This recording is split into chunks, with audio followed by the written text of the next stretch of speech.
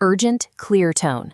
The Indian stock market is opening today with a massive 500-point gap down. A gap down occurs when an instrument's opening price is significantly lower than its previous day's closing price. This plunge immediately erases the bullish technical gains built over the last 3 trading sessions. 3 distinct overnight shocks are driving this sell-off. First, Middle East missile strikes. Second, hotter-than-expected U.S. inflation. And third, an Indian banking crisis. These combined factors create a strong negative sentiment. Traders must disregard yesterday's positive patterns and adopt a highly defensive posture for today's session.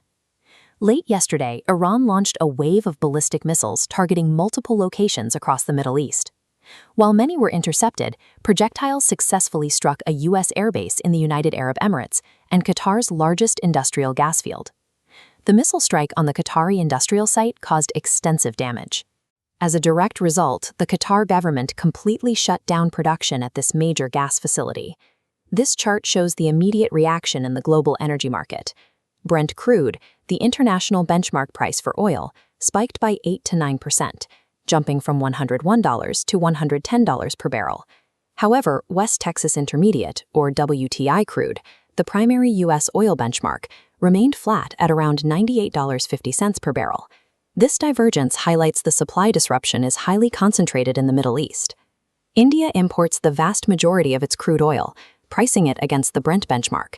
A sudden $9 per barrel increase directly threatens domestic inflation dynamics and widens the national fiscal deficit, making it the primary macroeconomic threat to Indian equities today. This bar chart illustrates the pre-market miss on U.S. wholesale inflation. The Producer Price Index measures the average change in selling prices received by domestic producers.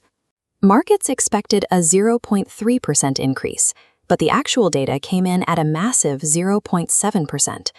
Following this surprisingly high inflation reading, the Federal Reserve announced its decision to leave interest rates completely unchanged. During his subsequent press conference, Fed Chairman Jerome Powell expressed huge concerns over the uncertainty in global oil prices, explicitly linking this energy volatility to delays in any future interest rate cuts. The combination of sticky inflation and delayed rate cuts triggered a severe Wall Street sell-off.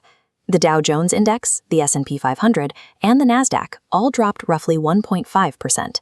Concurrently, the VIX, the volatility index known as Wall Street's fear gauge, spiked over 12%, pushing past the critical 25 level.